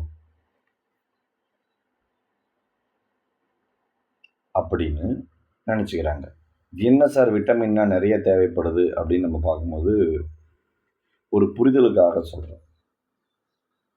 இப்போது ஒருவருக்கு கண் வந்து மிகவும் மங்கலாகவும் அவ்வளவா பார்வை தெரியல, விட்டமின் ஏ டிஃபிஷியன்சின்னு நம்ம சொல்கிறோம். ஆனால் அந்த விட்டமின் ஏ குறைபாட்டால் ஒருவேளை அவர் விட்டமின் ஏ இருக்கக்கூடிய நேச்சுரல் ஃபுட்டு, ஃபார் எக்ஸாம்பிள் வந்து கேரட்டு, மீன், இது மாதிரி நிறைய இருக்குது, அது மாதிரி சாப்பிட்றாரு. அதே போல் ஆர்டிஃபிஷியலாக இருக்கக்கூடிய விட்டமின் ஏவே சாப்பிட்றாரு அப்படின்னா ஒரே நாளில் சாப்பிட்றாரு. அவ்வளோவுமே 3 வேளையுமே விட்டமின் ஏ இருக்கிறதே சாப்பிட்றாரு. அப்படியே அதுக்கடுத்த நாள் வந்து அப்படியே நிலாவை ஜூம் பண்ணி பார்க்குறாலோ 100x ஜூம் பவர் அந்த கண்ணுக்கு கிடைச்சிருமா? கிடைக்காது. நம்ம எவ்வளோ சாப்பிட்டாலுமே ஒரு குறிப்பிட்ட அளவு மட்டும்தான் விட்டமின்ன்றது எடுத்துக்கும், அதுக்கு அடுத்து எடுத்துக்காது. சரிங்களா? ஸோ இதுதான் என்னது, vitamin A, vitamin B1, C, D, இது மாதிரி எதை எடுத்துக்கினாலுமே விட்டமின் என்பது எந்த அளவு, மிக குறைந்த அளவு தேவைப்படும் உணவு, மிகவும் குறைந்த அளவு தேவைப்படும் உணவு. சரிங்களா, புரிஞ்சாச்சுங்களா? அப்போ குறைந்த அளவு தேவைப்படுகின்ற ஒரு முக்கிய ஊட்டச்சத்தை தான் எது பார்க்கப்படுது, விட்டமின் வந்து பார்க்கப்படுது. நோட் பண்ணிக்கலாம்.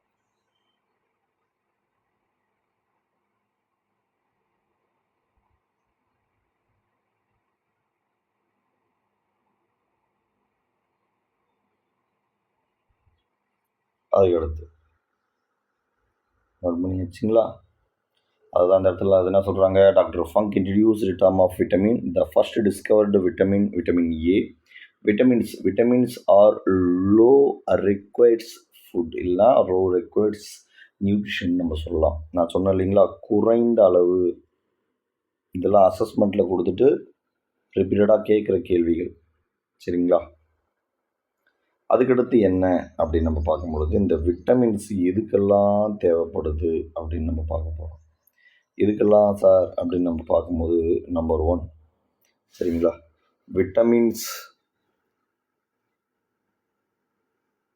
விட்டமின்ஸை நம்ம எடுத்துக்கணும்னா 2 விதமான விஷயங்களுக்கு தேவைப்படுது. Number 1 physical activity.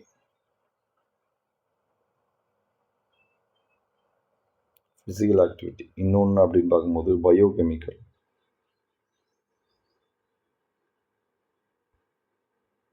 பயோகெமிக்கல், அதாவது உடற்செயலியல், உயிர் வேதியியல். இந்த ரெண்டுத்துக்குமே தேவைப்படுகின்ற ஒரு முக்கியமான ஒரு பொருள் தான் இந்த விட்டமின் அப்படின்னு நம்ம பார்க்குறோம். சரிங்களா, நோட் பண்ணிக்கலாம். விட்டமின்ஸ், உடற்செயலியல், உயிர் வேதியியல். சரிங்களா, இந்த 2 விதமான செயல்முறைக்கு அதிக அளவில் தேவைப்படுறது தான் விட்டமின். அதுக்கடுத்து இன்னொரு ப்ரீவியஸ் இயர் கொஷின் வந்து கேட்குறாங்க. சரிங்களா, என்ன அப்படின்னு நம்ம பார்க்கும்போது,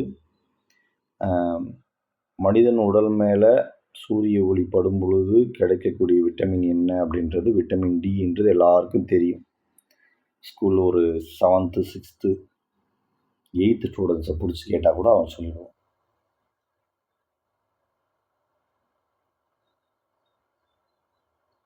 ஆனால் கொஷின் என்னன்னா, சூரிய ஒளி தூளின் மேலே படும் பொழுது விட்டமின் டியா மாற்றக்கூடிய ஒரு பொருள் என்ன பொருள் நம்முடைய தோலுக்கு அடியில் இருக்கு,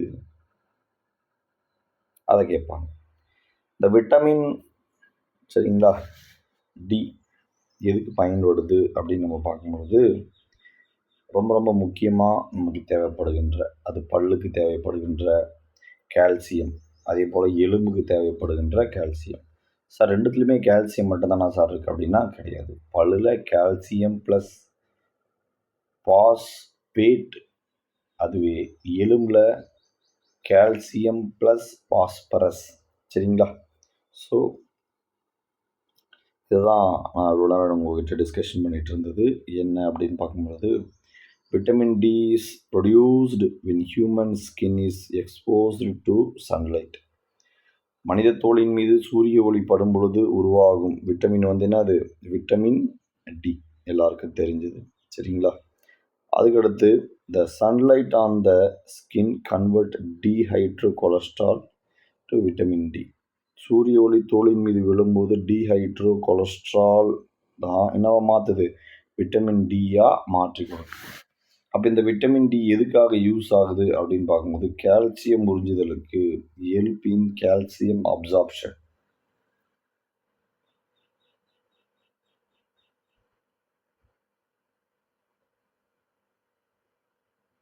விட்டமின்ஸை பற்றி பார்த்துடலாங்களா. இந்த விட்டமின்ஸ் அப்படின்னு நம்ம எடுத்துக்கும் போது கிட்டத்தட்ட 2 விதமாக நம்ம பிரிக்கலாம். ஒன்று கொழுப்பில் கரையும் விட்டமின், இன்னொன்று நீரில் கரையும் விட்டமின் அப்படின்ற 2 விதமான விட்டமின்ஸை நம்ம பார்க்கலாம். ஏ, டி, இ, கே இது எல்லாமே கொழுப்பில் கரையக்கூடிய விட்டமினாக நம்ம பார்க்குறோம். அதுக்கடுத்து நீரில் கரையும் விட்டமின் எல்லாம் என்னென்னலாம் இருக்குது அப்படின்னா B1, B2, B3, B6, B12, C. இது இல்லாமல் எக்ஸாம் பாயிண்ட் ஆஃப் வியூவில் B5, B9, சரிங்களா, ஸோ B7 இது மாதிரி இருக்கக்கூடிய இன்னும் கூடுதலான சில விட்டமின்ஸை பற்றியும் நம்ம பார்த்துடலாம். சரிங்களா, ஸோ இதை நோட் பண்ணிக்கோங்க.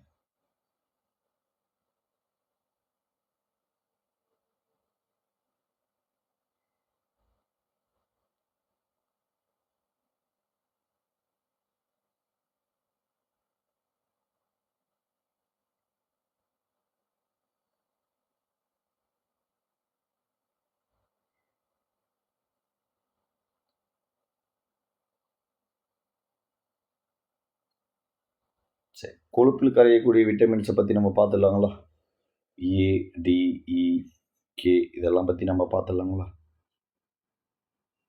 கொழுப்பில் கரையும் விட்டமின் சப்டைட்டில் போட்டுங்க.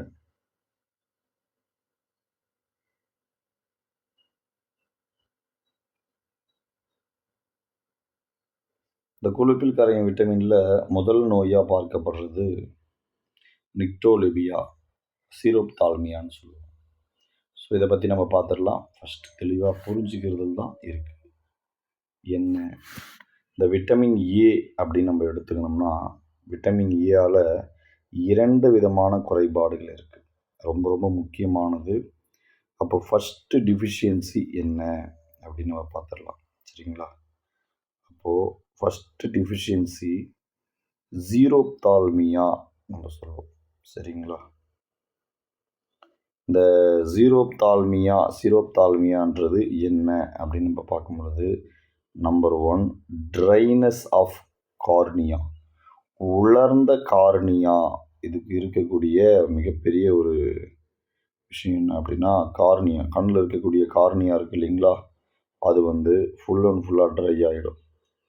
அதுக்கடுத்து பார்க்கும் பொழுது சருமம் இருக்குது இல்லைங்களா, அந்த சருமம் வந்து உலர்ந்துடும். சரிங்களா, அது மட்டும் இல்லாமல் ஒரு மாதிரி ஸ்கேலி ஸ்கின்னாக இருக்கும்.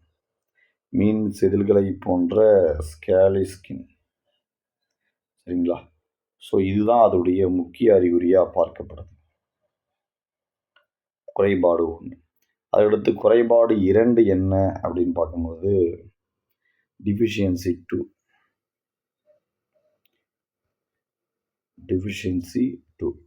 இந்த டிஃபிஷியன்சி 2 அப்படின்னு பார்க்கும்போது நிக்டோலேபியா. சரிங்களா, நிக்டோலேபியான்னு நம்ம சொல்லுவோம். என்ன சார் அப்படின்னு பார்க்கும்பொழுது மாலைக்கண் நோய். நிக்டோலேபியா அப்படின்னு நம்ம பார்க்கும்பொழுது மாலைக்கண். இந்த மாலைக்கண் நோயின்றது என்ன சார், மாலை நேரங்களில் அவங்களுக்கு கண் ஒன்று ரொம்ப மங்கலாக தெரியும், நார்மலை விட ரொம்ப விஷன் குறைவாக தெரியும், அல்லது முழுமையாக தெரியாமையும் போகலாம். இந்த கண்டிஷன் கொஞ்சம் அப்படியே சிவியராக போகும். ஸோ இதை தான் நிக்டோலேபியான்னு சொல்கிறாங்க. சரிங்களா, அது மட்டும் இல்லாமல் இந்த விட்டமின் ஏ எந்தெந்த உணவுலலாம் கிடைக்கும் அப்படின்றத நம்ம அதுக்கடுத்து வரக்கூடியதில் நம்ம பார்த்துடலாம். சரிங்களா, ஸோ இப்போதைக்கு குறைபாடுகளை மட்டும் நம்ம பார்த்துடலாம். உணவையும் சேர்த்து பார்க்கும்போது கன்ஃபியூஸ் ஏற்பட்டுரும். சரிங்களா, ஸோ வாங்க அதை பற்றி நம்ம பார்த்துடலாம். சொன்னோம் இல்லைங்களா, விட்டமின் ஏவுடைய நேம் ரெட்டினால்னு சொல்லுவோம். சீரோப்தால்மியா, நிக்டோலேபியா. அதுதான் அந்த இடத்துல தோல் நோய், கண்ணை சுற்றியும் உடலை சுற்றியும் நிக்டோலேபியா மாலைக்கண் நோய். உலர்ந்த கார்னியா மற்றும் இரவில் பார்க்க முடியாத நிலை, செதில் போன்ற தோல். சரிங்களா,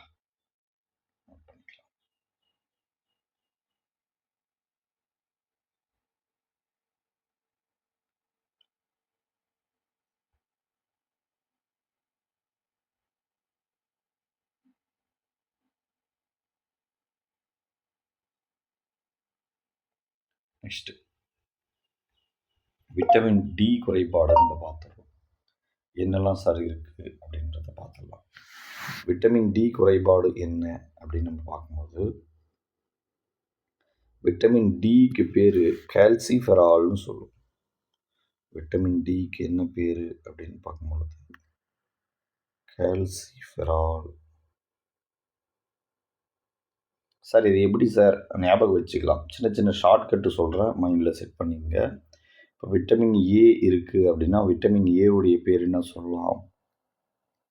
அதாவது ஒரு புரிதலுக்காக, இது எந்த மதத்தையும் சார்ந்தது கிடையாது, ஒரு எக்ஸாம்பிளுக்காக நான் சொல்கிறேன்.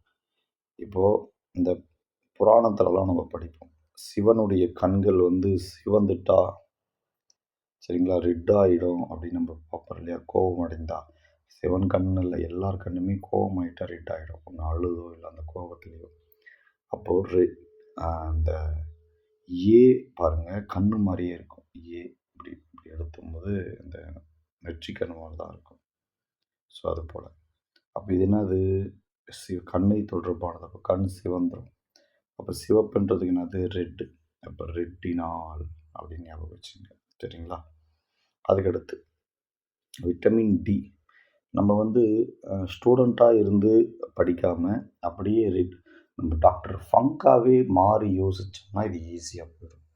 அப்போ விட்டமின் டியால் என்ன ஏற்படுது அப்படின்னா, விட்டமின் டியுடைய வேலையே கால்சியத்தை உறிஞ்சிறது தான்.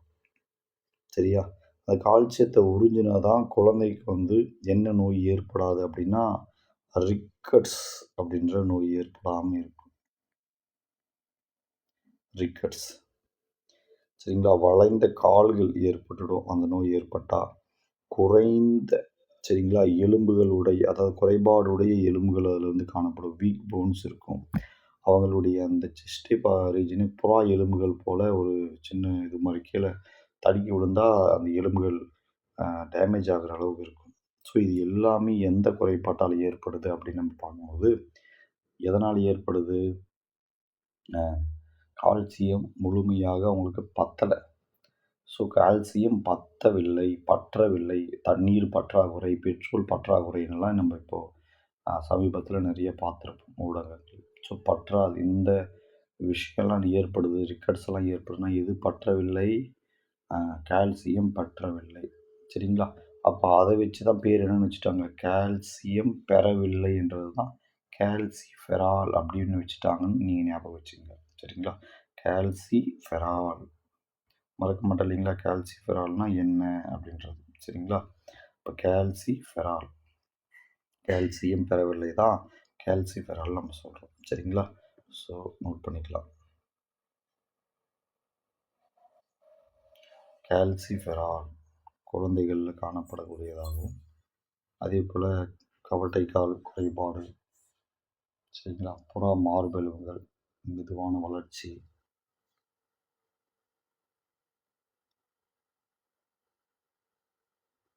இது எல்லாத்தையுமே கொண்டு இருக்கும்.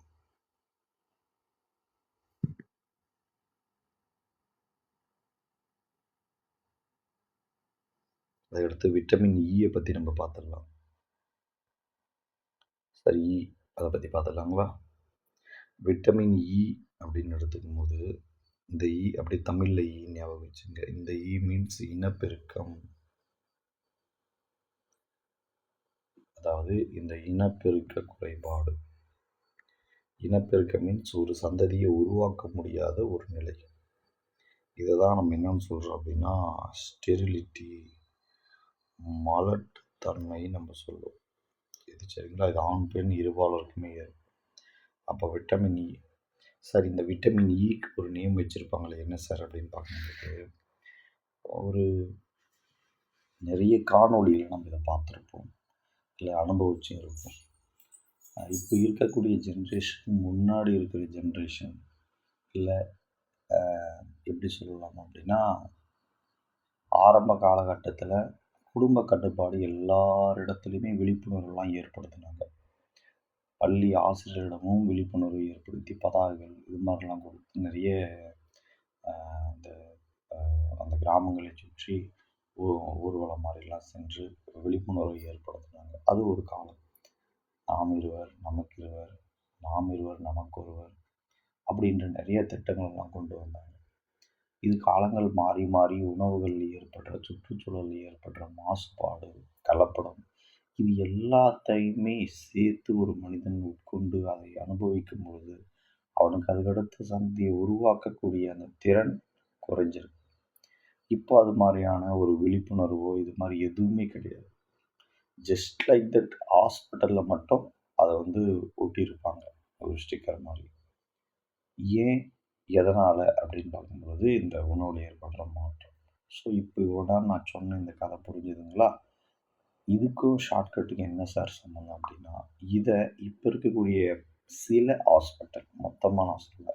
சில ஹாஸ்பிட்டல் என்ன பண்றாங்க, ஒவ்வொரு பேஷண்ட்டுக்குமே டோக்கன், ஒரு குறிப்பிட்ட டோக்கன் மட்டும் குடுத்துட்டு, அவர்கள மட்டும் ட்ரீட் பண்ணிட்டு, மறுபடியும் இன்னொரு நாளைக்கு ஒரு குறிப்பிட்ட டோக்கன் தான் குடுப்போம் அப்படின்றது போல. ஏன்னா, அப்பதான் கூட்டம் அலமோதும். ஒரு குறிப்பிட்ட அளவு. அது ஒரு மார்க்கெட் பிஸ்னஸ் ஸ்ட்ராட்டஜி. சரிங்களா? அப்போ நெறைய பேரு அந்த டோக்கன் வாங்குறதுக்காக உட்காந்துர்றாங்க. அந்த டோக்கன் என்னது? குழந்தை தான் பெற முடியாத கஷ்டத்துல இருக்காங்க. அந்த டோக்கன் பெறதுலயும் டோக்கன் பெற முடியாம போயிடுது. அப்ப இத 2த்தையும் சேர்த்து சொல்லப் போறோம். என்ன அப்படின்னா, டோக்கன் அப்படின்றத ஞாபகம் வச்சுக்கங்க. டோக்கன், அதுக்கப்புறம் பெறவில்லை அப்படின்னு ஞாபகம் வச்சுக்கங்க. சரிங்களா? இது 2த்தையும் சேர்த்தா என்ன வரும்? டோகோஃபெரால். அது என்னன்னு சொல்லலாம் நம்போ? டோகோபெரால். டோகோஃபெரால்னு நம்ம சொல்லுவோம். சரிங்களா? அதான் டோக்கன் பெறவில்லை. தமிழ்ல பாருங்க.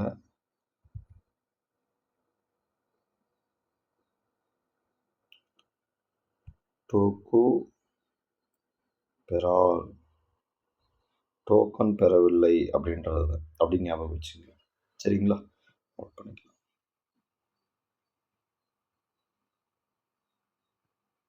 அடுத்தது இங்க இருக்கு பாருங்க.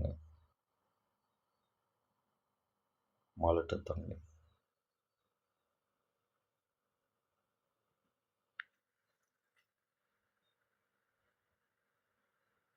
அதுக்கடுத்து வேற என்ன சார் அப்படின்னு பார்க்கும்போது விட்டமின் இ பார்த்துட்டுமா, விட்டமின் கேவை பற்றி பார்த்தோம். விட்டமின் கே அப்படின்றது என்ன அப்படின்னா குருதி அப்படின்னு ஞாபகம் வச்சுங்க. சரிங்களா? அதாவது குருதி. இந்த குருதியை தங்கிலீஷில் எழுதுனா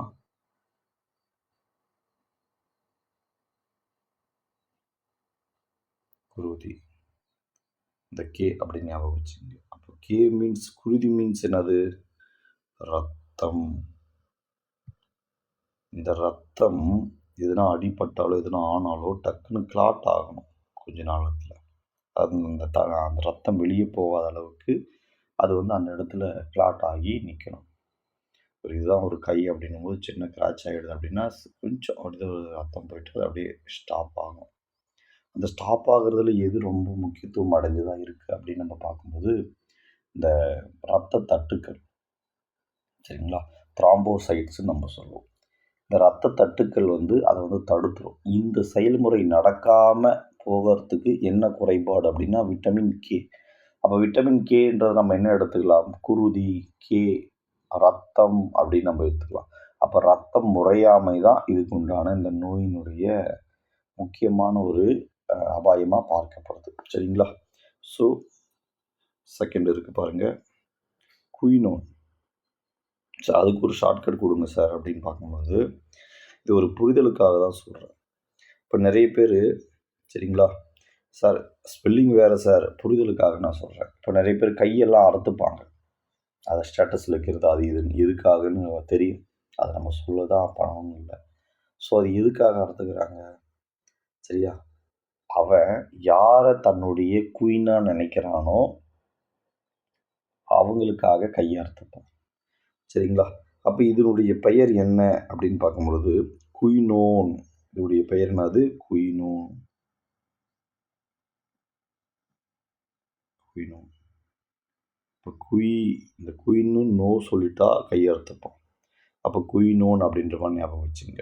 சரிங்களா? நான் கையறுத்துப்பது ரொம்ப ரொம்ப தவறான செயல். அது யாரும் செய்யாதீங்க. நான் ஷார்ட்கட்டுக்காக சொல்கிறேன். சரிங்களா? இப்போ குயினோன் விட்டமின் கே. அதாவது இதோடைய முழு பெயர் என்ன அப்படின்னு பார்க்கும்போது ஃபைலோ குயினோன்னு சொல்லுவோம். சரிங்களா? ரத்தம் முறிதல் நடைபெறாது இந்த நோய் ஏற்பட்டால். அதாவது இந்த குறைபாடு ஏற்பட்டால், நோயின்றதை விட இது குறைபாடு. அதுக்கடுத்து என்ன அப்படின்னு நம்ம பார்க்கும்போது நீரில் கரையும் விட்டமின்ஸ் நம்ம பார்க்க போகிறோம். என்னென்ன சார் நீரில் கரையக்கூடிய விட்டமின் அப்படின்னு நம்ம பார்த்தா பி சீரியஸில் வரக்கூடியதும் சி சீரியஸில் வரக்கூடியதும் நம்ம பார்க்குறோம். சரிங்களா? பார்த்துடலாங்களா? ஃபஸ்ட்டு என்ன விட்டமின் அப்படின்னு நம்ம பார்க்கும்போது B1 பற்றி நம்ம பார்க்குறோம். B1. சரிங்களா? B1 நம்ம ஸ்கூல் டேஸில் கூட ஒரு ரெக்கா நோட்டு இல்லை ஹோம்ஒர்க் நோட்டோ ஃபஸ்ட்டு நிறைய நோட்டு அடிக்கிட்டு இருக்காங்க அப்படின்னா அதுக்கு மேலே ஃபஸ்ட்டு வைக்கிறதுக்கு ஒரு தயக்கம் இருக்கும். வடிவேல் காமெடியில் சொல்லுவார் இல்லையா, ஒத்த வழி பாதியில் போகிறதுனால கொஞ்சம் பயமாக தான் இருக்குது, நம்ம கம்பெனி முத்திரைன்னு சொல்லுவார் இல்லையா. ஸோ அது போல தான். சரிங்களா? இந்த ஒரு சின்ன ஒரு தயக்கம் இருக்கும். ஆனால் சில பேர் ஹேண்ட் ரைட்டிங் நல்லாயிருக்கும், கரெக்டாக எழுதியிருப்பாங்க. அவங்க ஃபஸ்ட்டே வச்சுட்டு போயிட்டே இருப்பாங்க. சரியா? இந்த வடச்சென்னை படம் இல்லை தெரில, பொல்லாதன் படம்னு நினைக்கிறேன். இந்த படத்தில் சொல்லுவார் இல்லையா, அந்த பையனுக்கு பயம் இல்லை அப்படின்றது போல். ஸோ பயம், தயக்கமின்மை அப்படின்னு ஞாபகம் வச்சுங்க. அப்போ ஃபஸ்ட்டு அப்படின்னா தயக்கமின்மை. இப்போ இதை எப்படி எல்லாம் தயக்கம் இன்மை அப்படின்னு ஞாபகம் வச்சுங்க. ஷார்ட்கட் சொல்கிறேன். அப்போ இதில் இருக்கக்கூடிய சரியா இன்மை, அதுலேருந்து என்ன பண்ணுறோம்? தயக்கமின்மை, தயமின் எடுத்துடுறோம். அப்போ விட்டமின் B1 உடைய பேர் 1ன்னு வந்தால் அது பேர் என்னது? தயமின். அவ்வளோ தயக்கத்தோட நோட்டை கீழே வச்சாலுமே சரியா? தப்பிச்சிருன்னு நினச்சா நிறைய பேரால் தப்பிக்க முடியாது. பெரிய பெரிய அடியாக தான் விழும். அப்போது தயமின் குறைபாடு ஏற்பட்டுச்சுன்னா என்ன நோய் ஏற்படும்? சரியா? பெரி என்ன நோய் ஏற்படும்? பெரி சரிங்களா? நோட் பண்ணிக்க. விட்டமின் B1 உடைய நேம் என்னது? தயமின். சரிங்களா? தயமின். இந்த தயமின் எப்படி வேணால் சொல்லலாம், அதெல்லாம் ஒன்றும் பிரச்சனை இல்லை. சரிங்களா? தயமின். இப்போ பெரி சரிங்களா? அதையடுத்து தசைகள் வலியற்று போயிடுது வந்தால், அது மட்டும் இல்லாமல் பக்கவாதம், இது எல்லாத்தையுமே கொண்டிருக்கக்கூடியதை தான் இப்போ பார்க்குறோம். சரிங்களா? நோட் பண்ணிக்கலாம்.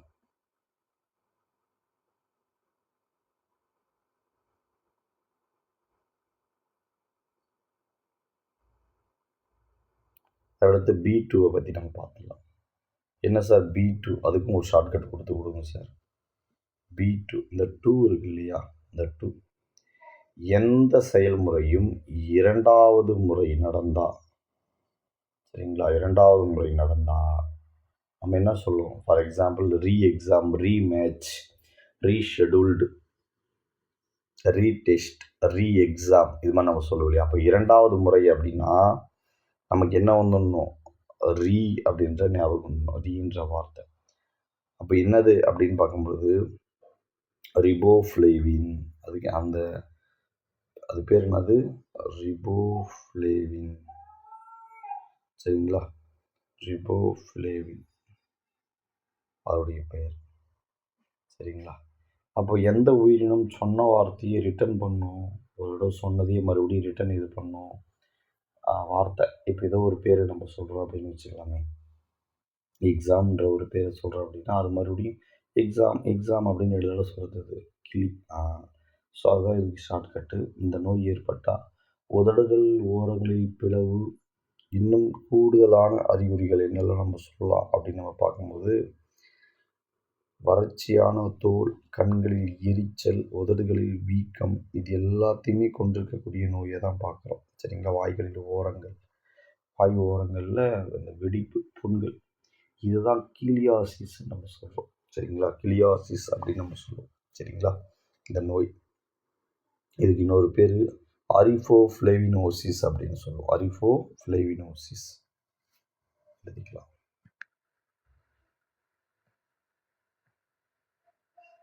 Vitamin B2, கிளியாசிஸ், ரிபோஃப்ளேவினோசிஸ்.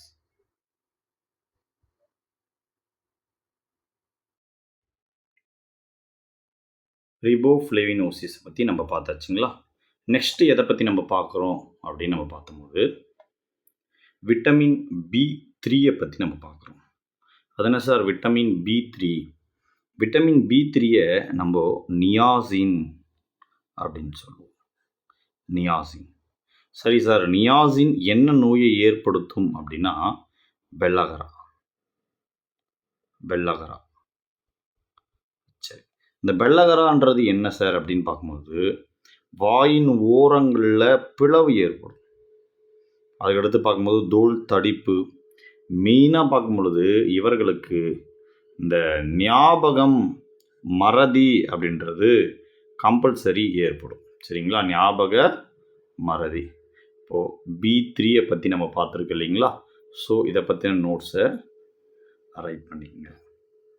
Make it fast.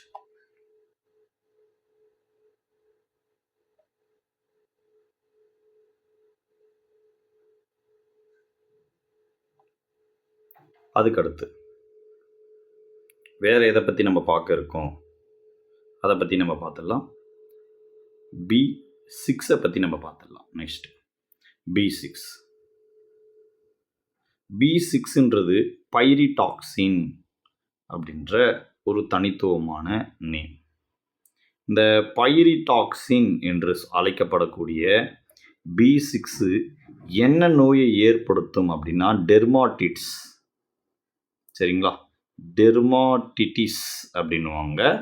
இதனுடைய முழு விளக்கம் டெர்மாட்டிட்டிஸ்.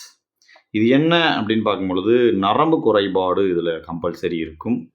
நரம்பு குறைபாடு மட்டும் இல்லாமல் முழுக்க முழுக்க சிதில் போன்ற தோல் இதுக்கு.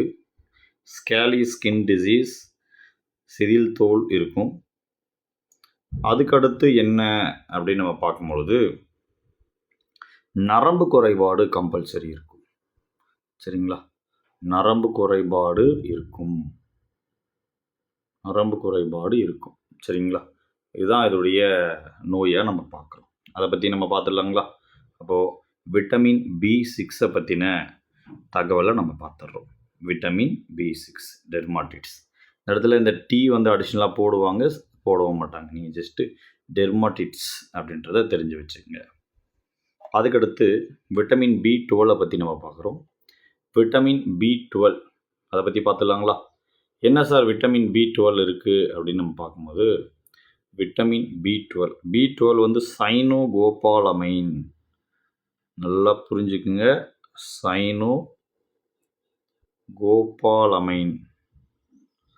சைனோகோபாலமைன் நம்ம சொல்லுவோம். இந்த சைனோகோபாலமைன் என்ன நோய்க்கு வழிவகுக்கும் அப்படின்னா இரத்த சோகை நோய்க்கு வழிவகுக்கும். இரத்த சோகை. சரி சார், இரத்த சோகை நோய்க்கு வழிவகுக்கக்கூடியது என்ன அறிகுறிகளுடன் இருக்கும் அப்படின்னு நம்ம பார்க்கும்பொழுது தண்டுவட நரம்பு குறைபாடுடன் சேர்ந்து இது இருக்கும். சரிங்களா, அவங்க எப்போவுமே சோர்வாகவே ஃபீல் பண்ணுவாங்க. சரிங்களா, தண்டுவட நரம்பு குறைபாடு, குறைபாடுன்னு நம்ம பார்க்குறோம். Vitamin B12. சரிங்களா, இதை நோட்ஸ் எடுத்துக்கலாம். விட்டமின் B12 எழுதி வச்சிங்களா? நான் கொடுத்ததெல்லாம் இருக்குங்களா? அனிமியா, ஆங்கிலத்தில் அனிமியான்னு சொல்லுவாங்க. டிக்ரீஸ் ரெட் பிளட் செல்ஸ் வந்து ஃபுல் அண்ட் ஃபுல்லாக குறையிறதால இந்த பிரச்சனை ஏற்படும். சரிங்களா, அதுக்கடுத்து நெக்ஸ்ட் எதை பற்றி பார்க்குறோம் அப்படின்னா விட்டமின் சியை பற்றி நம்ம பார்க்குறோம். சரிங்களா, அப்போது விட்டமின் சி. இந்த விட்டமின் சின்றது அஸ்கார்பிக் அமிலம். தமிழில் அஸ்கார்பிக் அமிலம். இந்த அஸ்கார்பிக் அமிலம் என்ன நோயை ஏற்படுத்தும்? பல்லீரல்கள் வீக்கம் ப்ளஸ் அதில் இரத்தம் வடிதல் என்று அழைக்கப்படுகின்ற ஸ்கர்வியை ஏற்படுத்தும். ஸ்கர்வி நோய்க்கு வழிவகுக்கும். சரிங்களா, இந்த ஸ்கர்வி நோய்க்கு வழிவகுக்கக்கூடியது என்னென்ன அறிகுறிகளுடன் இருக்கும் அப்படின்னு பார்க்கும்போது பல் ஈறுகள். சரிங்களா, பல் ஈறுகள் வந்து வீக்கம் ஏற்படும். முதற்கட்டமாக பல்லீரல்கள் வீக்கம். அதுக்கப்புறம் பார்க்கும்போது ரத்தம் வடிதல் கம்பல்சரி இருக்கும். சரிங்களா, ஸோ அதுதான் அதனுடைய அறிகுறியை நம்ம பார்க்குறோம். நோட் பண்ணிக்கலாம். Vitamin C.